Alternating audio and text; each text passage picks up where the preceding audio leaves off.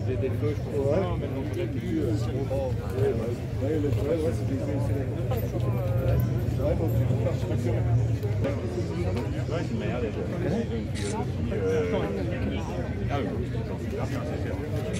Ah oui, bah je ne connais pas l'animal.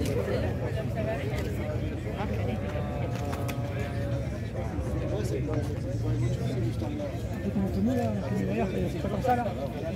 Ah oui.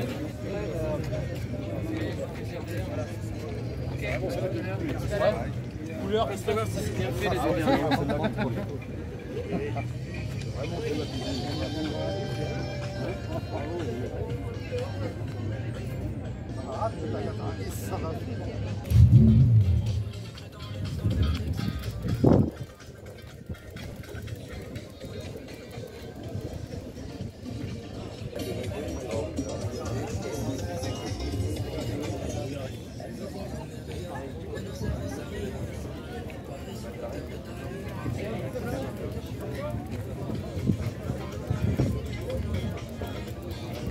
La dernière, en vrai, c'est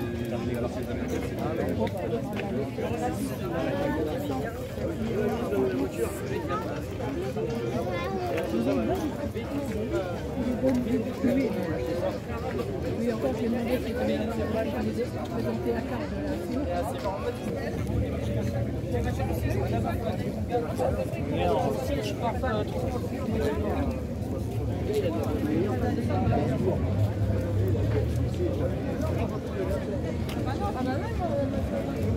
Ah oui,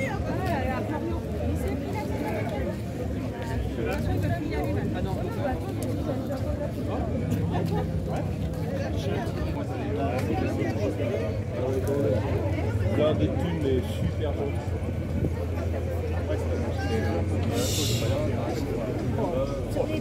Il arrive un problème avec les enfants.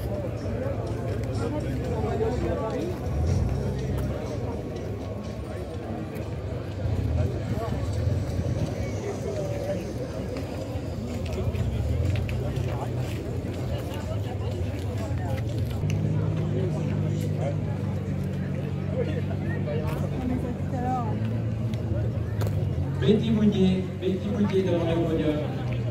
Betty Mounier, merci. Amis commissaires qui avaient été choisis pour cette cérémonie, merci de vous rapprocher du podium.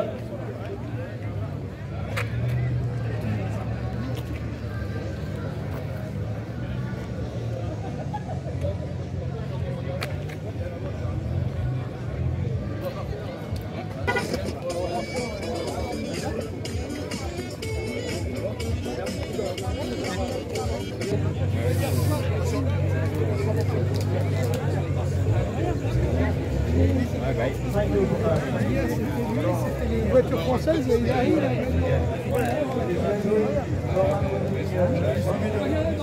En karting avec plein d'autres pilotes qui sont dans le paddock.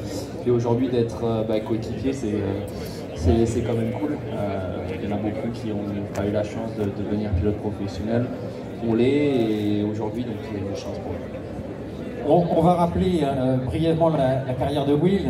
18 grands prix en Formule 1 en 2014 et 2015, champion les FIA WEC et LMP2 en 2015 amplement, 10 stars, and good result because winner in 2017 in GTA, winner in LMP2 in 2022, winner this year. I hope. Yeah, I mean, obviously it's pretty crazy to think it's my 10th year of Le Mans. Time flies pretty quickly, but as you said, we've won it twice before. But obviously the one to tick for a lot of drivers is to win this race overall, and obviously this is something me, Norman and Alex in car 12 is obviously hoping we can do this year. So the test day went pretty well on Sunday. Let's hope that we can keep the momentum going into this week, and we're pushing and doing everything we can to try and get the overall win for us, the team, and for Cadillac. Oui, il disait que le temps passe vite, 10e participation aux 24 heures du Mans, c'est vrai que pour ma part ça va être ma 8e, donc c'est vrai que ça passe à une vitesse, t'as pas l'impression d'en avoir fait déjà autant. Voilà, avec des grosses ambitions, forcément qu'on est tous sur la grille pour essayer de la gagner. La journée de test s'est plutôt bien déroulée. Difficile de dire exactement qui est favori parce que c'est une journée de test et c'est pas là que tu essaies de tout montrer. Mais voilà, des grosses ambitions, comme avec notre voiture, le team Jota, on va essayer de faire le maximum pour mettre une Cadillac sur le podium. Alors, une particularité cette année chez Cadillac, c'est que Cadillac a fait gérer les voitures par Team Jota et que les deux équipages sont un mix en fait entre des pilotes qui connaissent bien Jota depuis 2 ans et des pilotes qui connaissent bien Cadillac depuis 2 ans aussi. C'est important ce mix dans les voitures pour fonctionner. Oui, vous pouvez les applaudir plus fort que ça. Hein.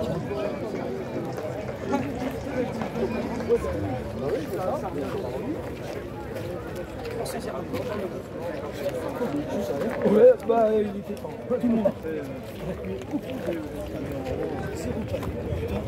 Alors, présentez-vous. Moi, je m'appelle Lydivine, j'ai bientôt 39 ans et ça va être ma toute première année en tant que commissaire de piste.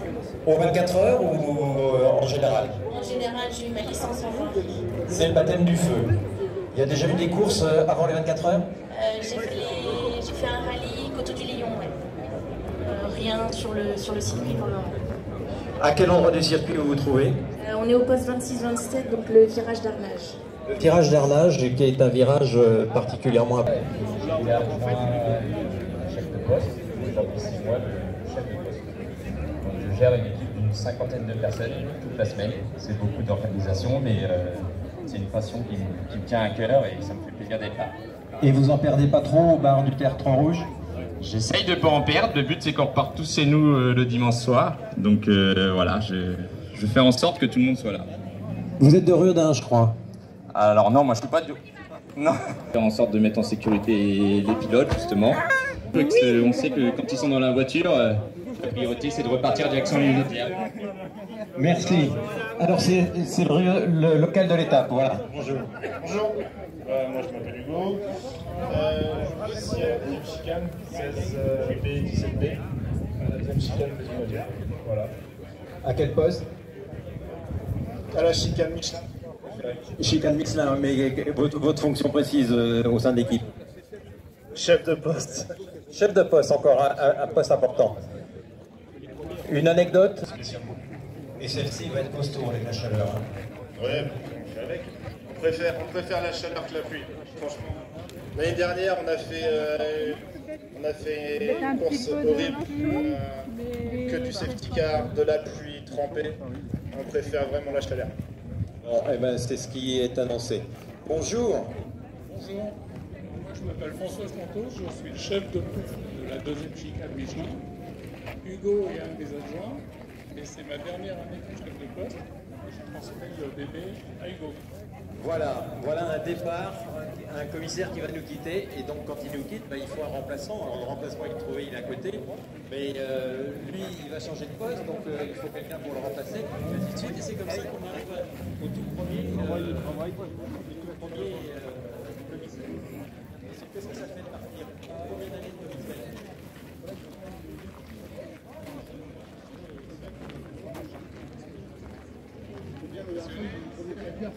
Il a fait 6 ans, il a fait 100 000 et après, vous laissez ce qui reste.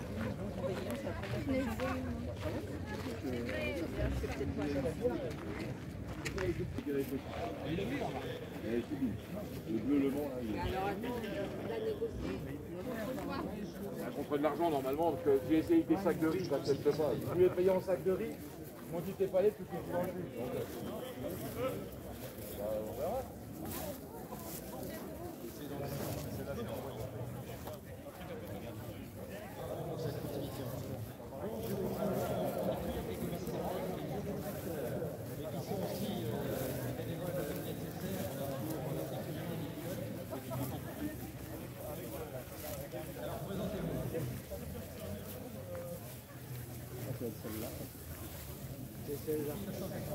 Qu'est-ce qu'on disait tout à l'heure?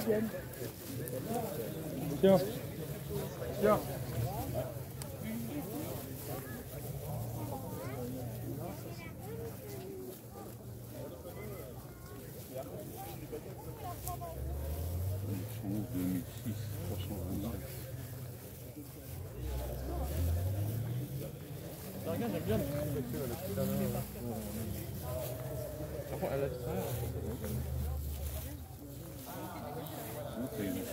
Newman, elle avait roulé 24 heures avec le 962, elle avait gagné au coup de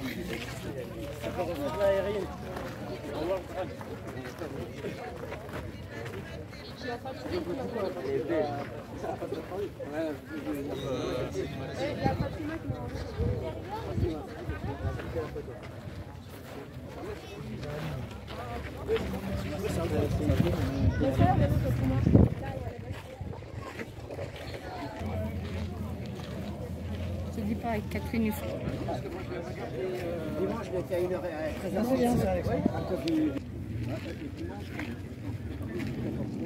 Oui, à 13h35. Oui, pour moi, c'est à 14h. C'est à cause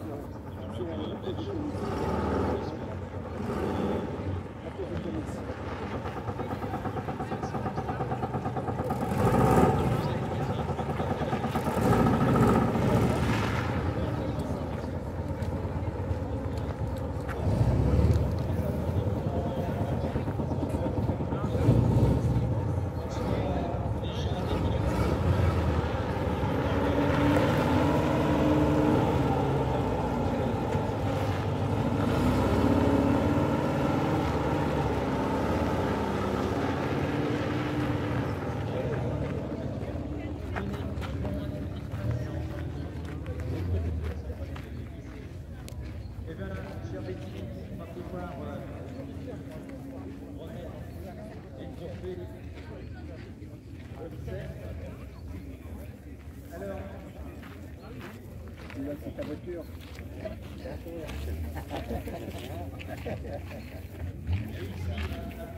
Ça vous fait envie, non?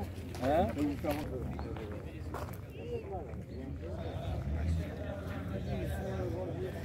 Je la prendrais, mais ça s'arrêterait là.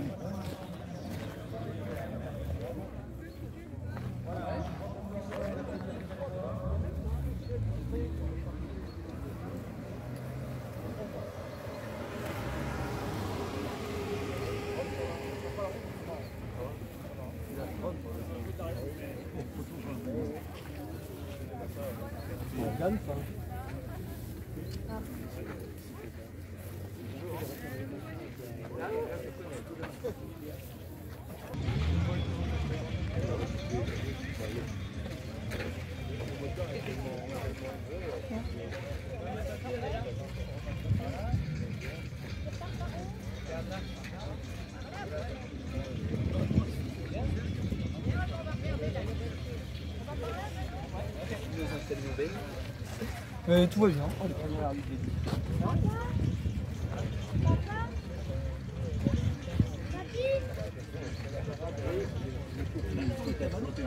Oui, on s'est ramassé la verre. On attendait l'en hier. J'espère que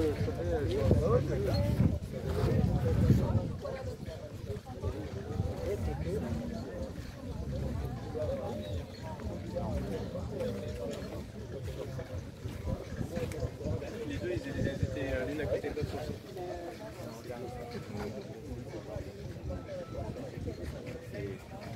l'intérieur, je pense que le levier manuel.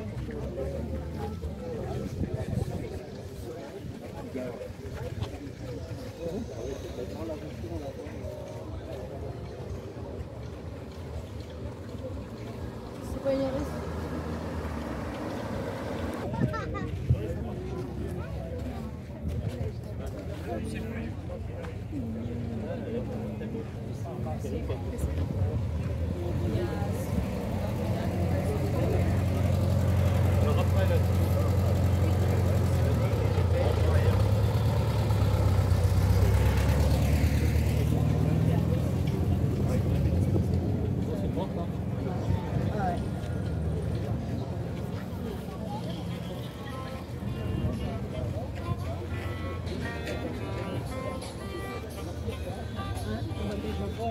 Tu veux changer ta voiture, Agnès?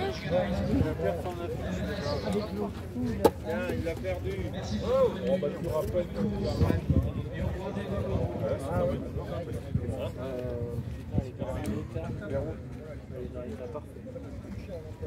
noir, c'est vraiment fragile. On va dire que tu la vois. Ça touche. Là, on dirait qu'elle a...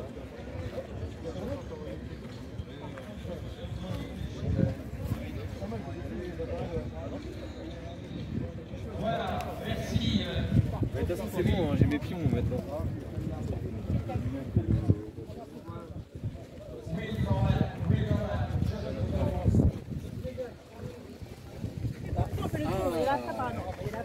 Une pile berlinette. On a un avantage, on est à la retraite. On peut partir le premier du mois et revenir 6 mois après. Ça, c'est celle-là. Il faudra faire les réparations. Et je l'ai prise en photo hier. Oui. C'est la même. Ah oui.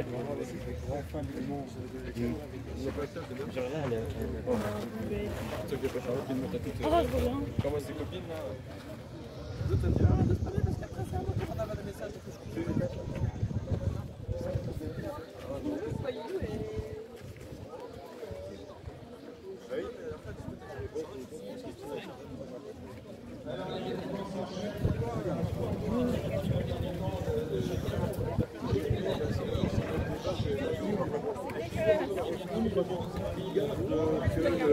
Le moteur, voilà, qui est modernisé, que le moteur, ce qu'on appelle des GMP.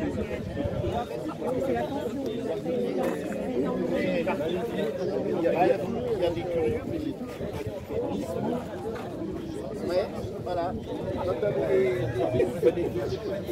Vas-y, essaye. Vas-y, prends, tu vois.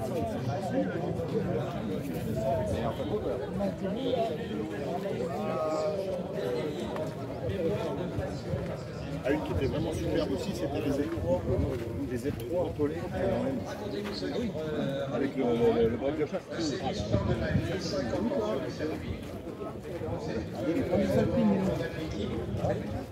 Je faisais des championnats de moto, c'était la grande école de Pierre. L'arrivée des pilotes américains, le premier sac d'un Français champion du monde en sport mécanique, toute discipline confondue, Patrick Pons. Ah oui, mais après pour les gars, les R8.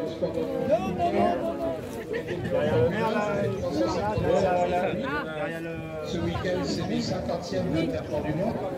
J'ai eu les premiers enfants en 1966, parce que ma famille était très proche de Matra, et c'est la première année de Matra en 66 avec des moteurs anglais BRM. Et donc, ce bouquin, il raconte 50 ans sur les circuits, 50 ans de folie, 50 ans de passion. Vous êtes tombé dans la marmite tout petit, 1964, je crois, vos premières 24 heures. Oui, parce que mon grand-père était l'homme d'affaires de Matra quand Matra a débuté. C'est comme ça que j'ai été invité dans le stand de Matra. Ça fait quoi de découvrir les 24 heures du mois à 15 ans? On a le cœur qui fait boum boum. On n'a pas envie de se coucher, mais vous allez vous coucher, on vous couche, vous revenez. Parce qu'à l'époque, c'est pas comme aujourd'hui, il y avait des caravanes. Donc on me couchait, mais je me relevais. Et à 3 h du matin, j'étais toujours dans le stand. Et puis à 5 h, puis à 7 h, j'ai pas dormi. Et je faisais la navette entre la caravane et le stand. À l'époque, c'était les balcons de ravitaillement, ce qui sont maintenant les loges. Absolument. J'étais en culotte courte et je rêvais. J'ai côtoyé Jean-Pierre Delcoise, j'ai côtoyé François Sever, Henri Pescarolo, Graham, Pedro Rodriguez, Joe Seifert, Jackie Stewart, enfin tous les grands. Quand j'avais 15 ans, c'est un rêve parce que je lisais Mickey, Spirou, Tintin, Bibi Fricotin. Et en rentrant du Mans, j'ai demandé à ma grand-mère qui m'achetait tous ces magazines de m'acheter des canards de bagnole qui s'appelaient à l'époque Virage, Champion, Moteur, Sport Auto qui démarrait. Et puis voilà, je suis tombé dedans et quand j'ai fait l'école de journalisme, j'ai fait des choses de sport et j'ai été embauché à Philippe comme stagiaire. Formidable. C'est l'événement qui a déclaré votre carrière. Ah oui, parce que les odeurs de l'huile d'orissol, les phares la nuit, le bruit, quand vous avez 15 ans, il faut s'imaginer les années 60. Il n'y avait pas d'écurie française, Matra relancé, il y avait Alpine dans les petites catégories, prenez bonnet et c'est des Poirard et Dodge bonnet. Mais c'était vraiment pour un jeune, on n'avait pas de circuit, pas de magazine.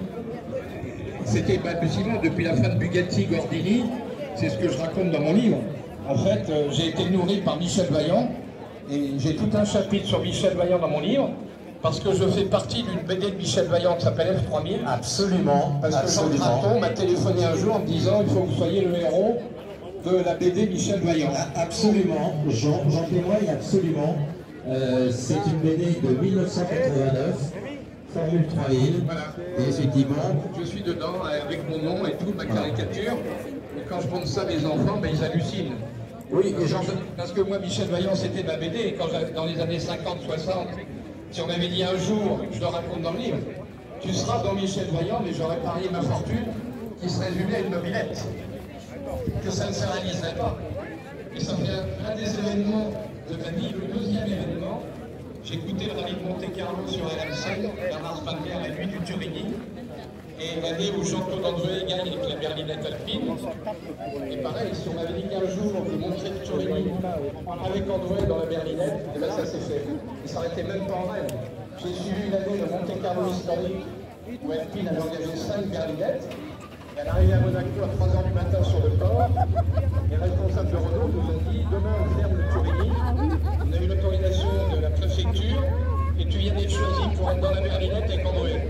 Je raconte dans mon bouquin, il y a un chapitre qui raconte les 10 minutes gratuites à côté d'André, dans la berlinette qui a gagné Monte-Carlo à mon enfance, où j'écoutais l'automagisteur Radio Monte-Carlo, Bernard Spanier, qui racontait la nuit du Turini.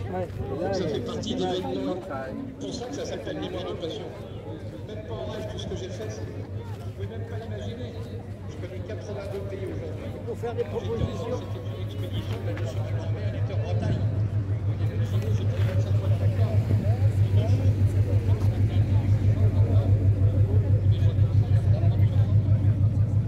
Et on se fait ça forme de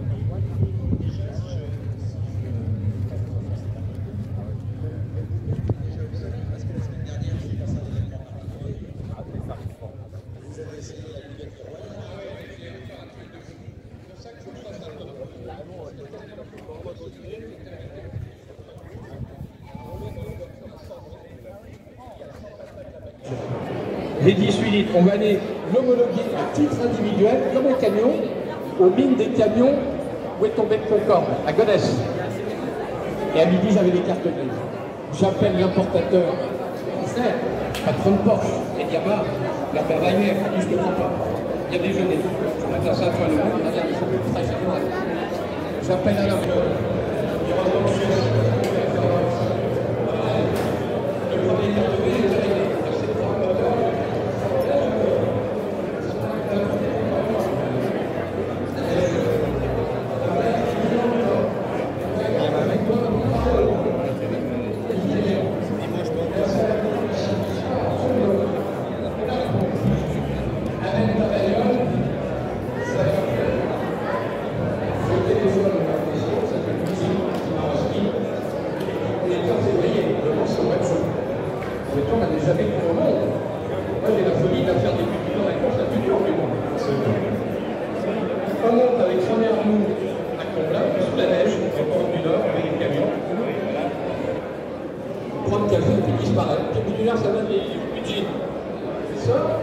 disparu. Et la peine, il était monté à l'atelier sur les collines, parce que Comblac, c'est une colline, il est dans la